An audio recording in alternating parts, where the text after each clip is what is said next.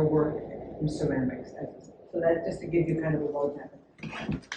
Save questions and jump from your questions, whatever you want. But what I'd like you to do, Joan, is to tell us a little bit about yourself, your background, and what inspired you, what got you into doing clay and photography. Okay, so I was always inspired. It's a little harsh word for being a child and inspired, but I was always I always an art rat. My mother recognized that I had some talent, and she gave me art lessons when I was a kid, and was always sort of assumed that I was going to have some kind of career in art. So that really influenced my entire creative life. So I went to the High School of Music and Art, and then I went to Pratt Institute, and at Pratt Institute I majored in photography. And after school, I worked for a photojournalist for a while, which was not a great thing. It was fun, but it was difficult because I was lugging those days of real film and real cameras and real lenses, and I was lugging around 50-pound suitcases full of junk to different places. So I left that pretty quickly, and then I got into publishing, and I rose in the publishing world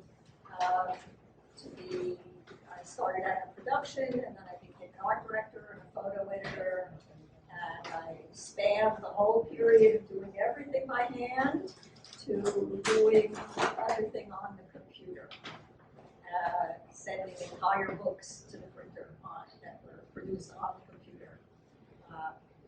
And then I just quit. Most of what I did, or the big projects that I did when I was in publishing, was making books for the Olympics. So I worked on every Olympics from 1980 through 1996, producing guides for the Olympics, among other things, but that was like the main project. And I just burned out, so I quit. And I had absolutely no idea what I was going to do. But I really loved the tiles in the subway system. So I thought, that would be really kind of interesting thing to do. Maybe I would make a business doing mosaic flooring or something like that. And my husband brought me a book on handmade tiles. The guy taught at Parsons. I took his class. Wasn't really that impressed. Then took a class in the wheel the next semester, and I was a complete goner. The day I sat down at the wheel, that was kind of it. I went home. I said to my husband, what happens if I never make any more money? But that was it. So I was a potter for a while, and then I started doing sculpture. And all this time, I was still involved in photography to some extent. I continued to take pictures throughout my entire life, but I never showed them until my last show. And interestingly enough, I'm much more insecure about the photography than I am about my clay work, because it was hidden for so many years. So I guess that's the story of me. That's a good story, right? So let's switch over to the show and tell us where the title of the show came from. What made you? How did you figure out what to call it, and how did you decide what work you would bring into it? Okay, so the title of the show just comes. These things come to you in the shower when you're not thinking about anything else. I really definitely wanted to put my photography into the show, and more and more I'm interested in showing my photographs. And so I was thinking a great deal about the difference between doing photography and doing my clay work, and how different they are, but yet how related they are in some way, and in ways that I can't actually define sometimes. And all of a sudden, double vision, because I'm doing two mediums in one show, and they're completely different ways of seeing, beyond even one being two-dimensional and one being three-dimensional. Just It's not. My whole mental state is different. It- Really? Okay. No, I was wondering, the confusion, it's not because you like drinking wine? Yeah. Not today, but. Not today, but, yeah. And, so how does this body work different from what your prior work is? Okay, so. How's your work changed? Yeah, my work has changed a lot in the past few years. When I started making sculpture, transitioning from being a potter, I was hand building, but I had been trying to hand build things for quite some time, several years, and every attempt at hand building was really a failure. I just didn't like working with slabs, and I didn't like working with coils. I found it, I found that to be a barrier to spontaneously making things. And so one day I had my clay on the table and I took my thumb and I kind of went down the block of clay and up came this really beautiful, intriguing, textural thing. And I started hand building with that. And I did that for a long time. And my last show was filled with pieces that had that surface on them.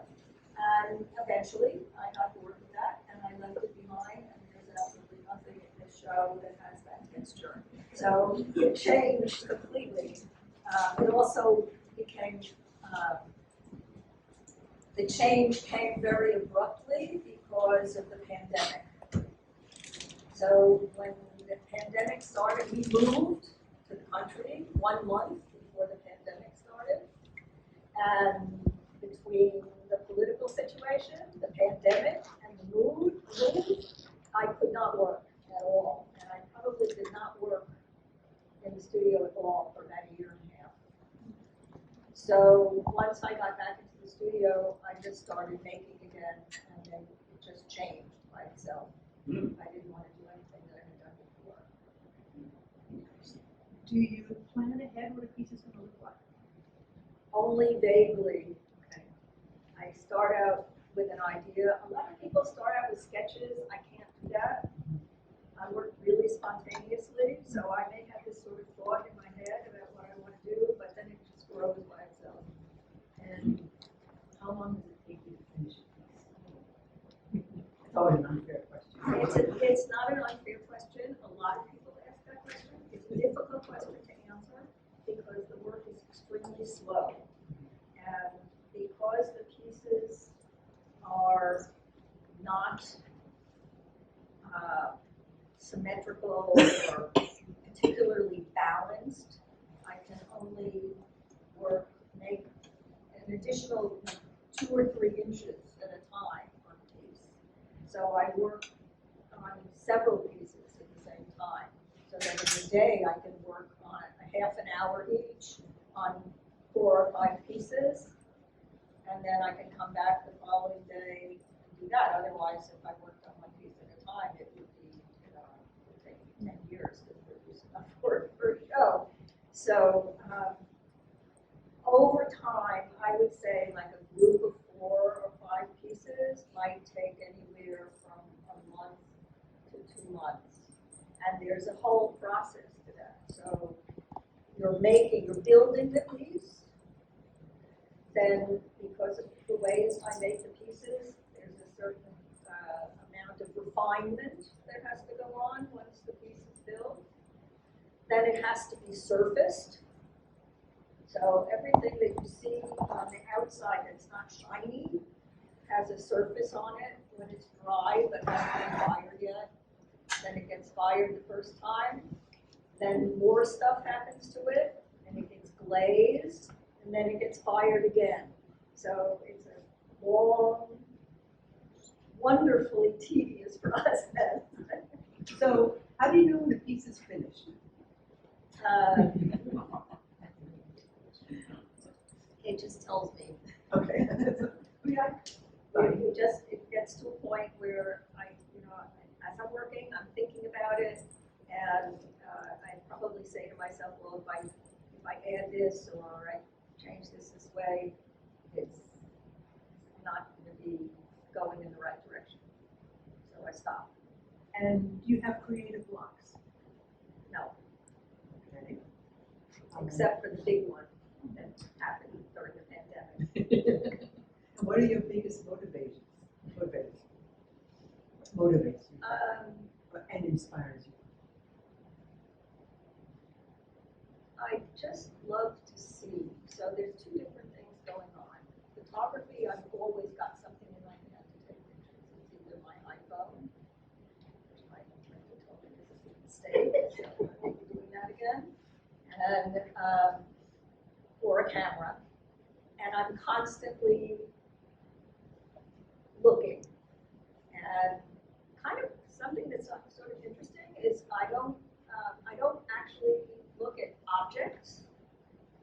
I'm looking at space and light and pattern and looking for something that isn't something that some people usually see. Looking for a new way of seeing, not only to make work to show other people, but for myself. I'm constantly looking for a new way of seeing things. So that's the photography. And the rest of the question was what's inspiring me? Okay, what's motivating me? The play work is because I'm a maker, and anybody who works with clay will tell you that they're makers. I need to make things with my hands, and that's a really big thing for me. My whole family is makers that do things with their hands. Even my husband, who has a completely different thought process, the way his brain functions is much more intellectual and education oriented. Even he, I would call a maker because he's very handy, he's constantly doing things with his hands too. And that's like probably a core of my whole existence is being a maker. What does he do? What does he make? What does he landscapes, he goes up in the trees, cuts them down. Well, I mean, he's No constantly butcher. works, no, he's not an artist at all. He works on car, he's really just doing things with his hands all the time. We're going to talk about internal versus external space, because you were going in that direction, yes. Okay, so actually Carol and I were talking about this before. I don't have any judgments about this, but I find it really interesting that when I'm looking at things to photograph, I'm looking through a two-dimensional plane into a space. And I've been really pleased to find that people have been telling me that my photography has a lot of depth to it and looks very three-dimensional. So that would cover what I would say about my photographs. In my clay work, I'm probably as interested or more interested in the interior space than the exterior space. And that also goes to the idea that most people think about looking at things as objects, but I think about things as looking at space. So I would say if you walk around, probably the only piece that doesn't have a conversation going on about the interior space is this one. Everything else has this one here. Everything else is a conversation about the space between the interior and the exterior. So what does your work aim to say? No idea. Okay. I still have to ask me. Really, I'll say one thing. It's pretty obvious looking around that I have a very deep love of the natural world. My work is not political. It's not really intellectual. It's just about beauty. And that's it, finding beauty somewhere. Do you have a favorite piece here? No, I do not. No, that's good. What is the most valuable advice that you have gotten in your experience as you've worked as an artist? Do it. Just, I have friends who I went to school with who left behind their art practice, and they say, oh, I really should do this, and I really like to do it, but they don't do it, and it's just so satisfying. It just. So what happens when someone doesn't like your work? Does that change what you do? Never, Okay. never. And I just say to myself, well, good for you. and what's the best reaction someone has had to your work? The best reaction that I've had from people is when they recognize the space.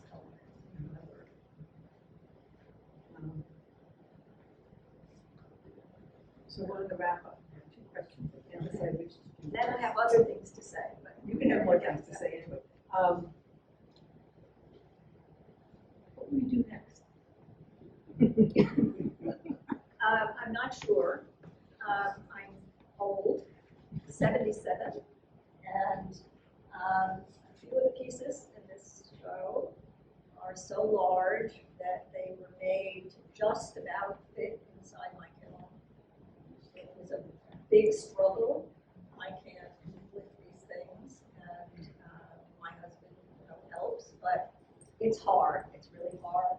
It's also really hard getting this stuff in and out of the kiln, made so big, carried around, wrapped, carried to the gallery, wrapped again. I will not be making work that's this big in one piece again. I will be making, I may make bigger work, but it'll be made up of smaller pieces that come together and maybe look like an installation. So that's one thing. I'm planning this winter, I'm taking a little bit of a break from making sculpture, and I'm going to do an intensive glaze chemistry course because I have a pretty good sense of glazes on an empirical level, but don't really have the knowledge to build the glaze that I want to see. I just don't have it. It's been difficult. I've taken glaze chemistry classes before. This one is going to be intensive, and hopefully this time I'll actually absorb the information. And then I'm also going to concentrate more on my photography, and I'm going to teach myself this winter how to print my own photographs rather than use a professional printer. Is this going to be in New York?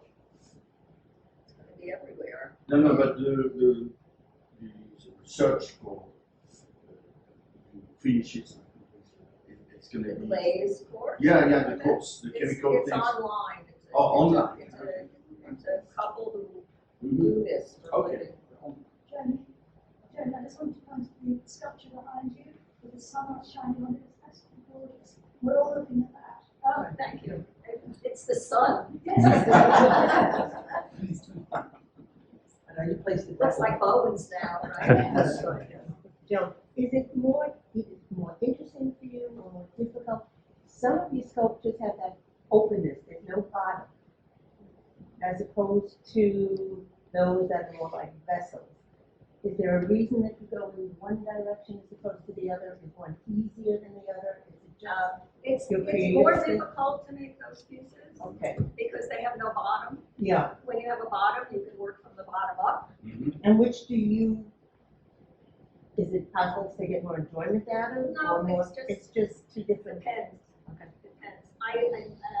I enjoy starting out that way because it's an adventure. Whereas if you have a bottom, the bottom is not an adventure. But as it unfolds, it is. As it unfolds, Yeah. as it grows, it becomes an adventure. Thank you. That was a really good question. She paid me. I was going to say, You want to tell people what you do for fun and relaxation? Oh, gosh, too many things. I grow vegetables in the summer. That's fine. I do a lot of landscaping work with my husband on our property in the country. That's really about it. Go to museums, see my friends. My world is probably more filled with art making than I even realized. So, sure. Can you explain, because I was looking at the outside of some of it. This process has that black speckle kind of thing. Is that, I'm assuming intentional, I'm not, Yes. I know nothing about the process, as opposed to the one with the. Another great question. Oh, sorry. You That's know, probably I'm gonna give very you a rich. dollar or two. Yeah. I'm sorry. I'll talk about my surfacing process. So, These are the two people who are late. after a piece is built, it dries. So, there's a substance called terrasigillata. And if you've ever looked at the Greek pots in the museum, you'll see that the Greek pots are painted with either red, black, white stuff, and that is terrasigillata. What terrasigillata is it's just a suspension of very, very fine clay particles, like silk. So what I do is I paint the exterior of the pieces with this stuff. And I paint enough layers so that I know that it's actually gonna have, it has a different expansion contraction rate than the clay, so that when it dries, I know it's gonna crackle a little bit. And depending on the clay body I use, it crackles more or less. So, for example, this is a much finer crackle than that. Right, Okay. I couldn't figure out. And if you look at the different pieces around the room, you'll see that, and that indicates it's a different clay body. Okay. So the stuff gets painted on. It's kind of hard to tell that it's crackling, but I figured out a way to do it. And then it gets fired the first time. And then after it's fired, I rub the outside with a mixture of oxides. It's manganese and copper oxide and water. And I just rub it all over the piece. And then I sponge it off, wash it away. But it's in You the get that, I crackles, was wondering right? how you got it. And then when it's fired the second time, that appears. You're welcome. That's how you get the grayish. Yes, the crackling, Got yeah, that pattern, that crackling pattern. So, I wanted to say a little bit about clay. I have a friend who's an artist in the gallery next door, and I went to an artist talk that she had a few weeks ago, and she started her talk by saying, "Clay is the way." And clay is the way. Clay is an amazing substance. First of all, there are so many different kinds of clay that you can use, from porcelain to really heavily bronze stoneware, which is like a basic sculpture body. And every one of those things feels different and reacts differently to the surfacing that you do with it. So while you're making things, you're having different experiences along the way with these different kinds of clay bodies. And the other thing about clay is that at every stage, the clay can give you a different gift. So when the clay is really soft, you can use it on the wheel, you can sculpt pieces like this. And then as the clay gets harder, you can do other things to it. You can carve it, you can stretch it so that it's got cracks. We talk about clay being leather hard as something that we can apply different surfaces, slips to. Okay? Then when clay is dry, that's kind of probably the worst stage that it's in. It's both fragile and unappealing. And then as you fire it, it becomes beautiful again. Right? So clay is wonderful. If you ever have a chance to here's a good example. I've left this piece of clay out for what, 15, 20 minutes? It's already, because we have a lot of wind blowing in here, it's already starting to get a little hard. So if I do this, it tears. If it gets a little bit harder, it'll just crack. And if I do this, you can see, I could use this maybe as a texture on something, it just starts to serrate by itself. Whereas when it's soft,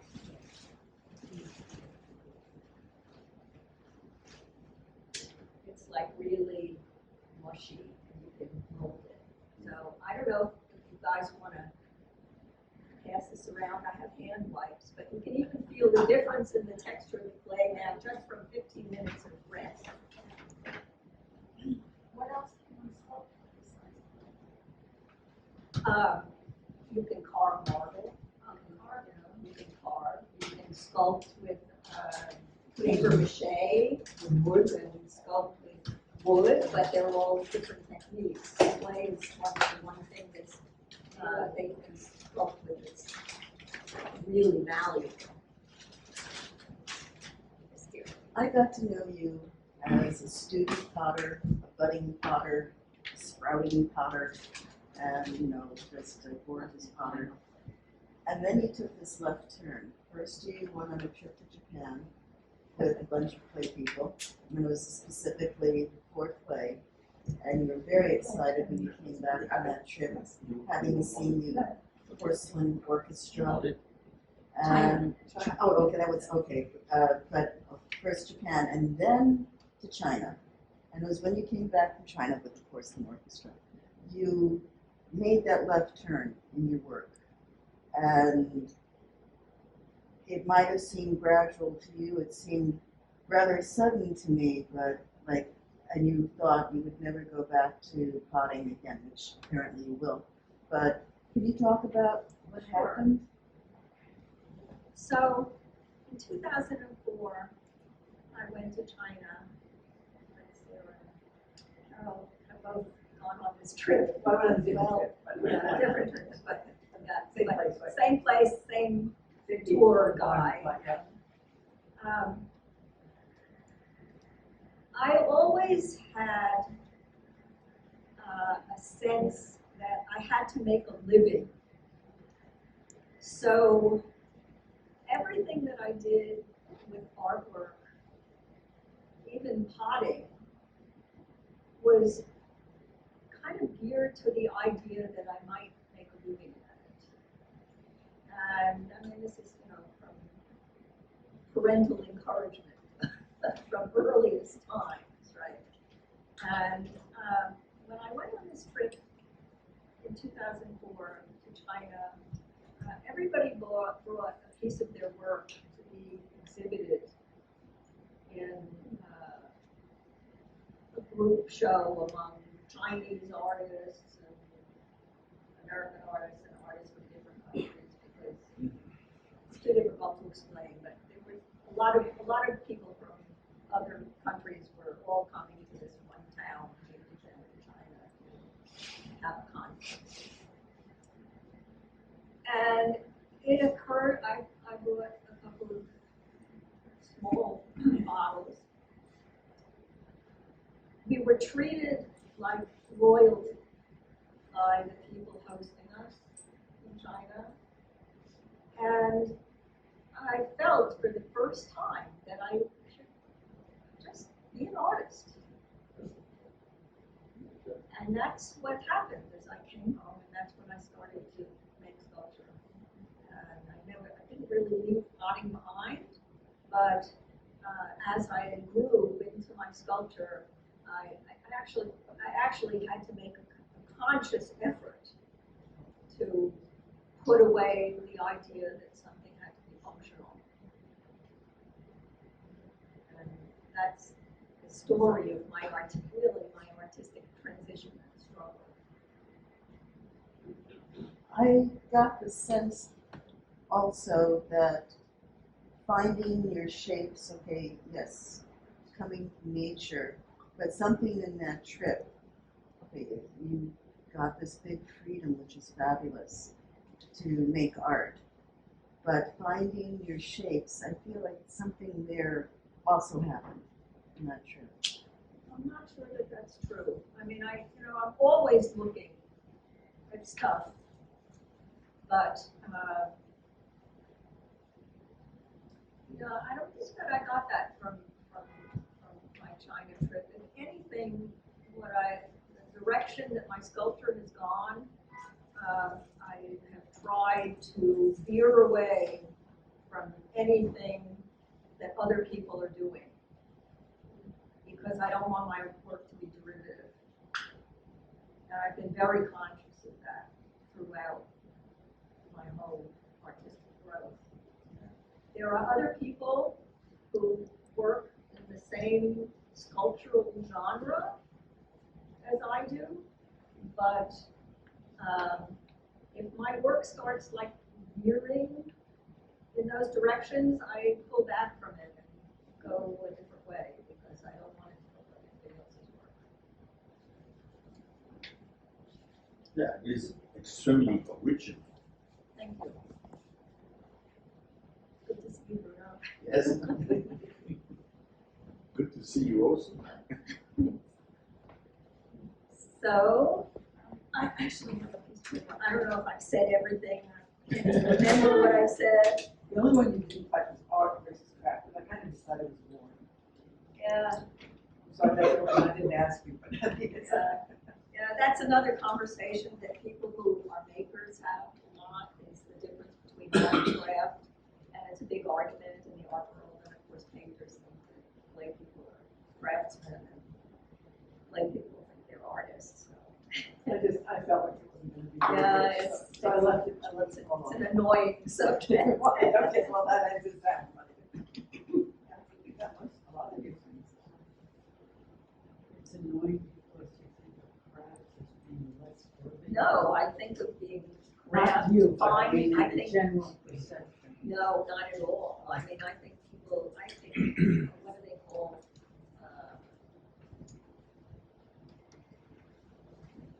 It's been a long issue of whether artists who make work out of clay, you can call it art. That's been the bottom line. right? If it's made out of clay, can't really be art, it's craft.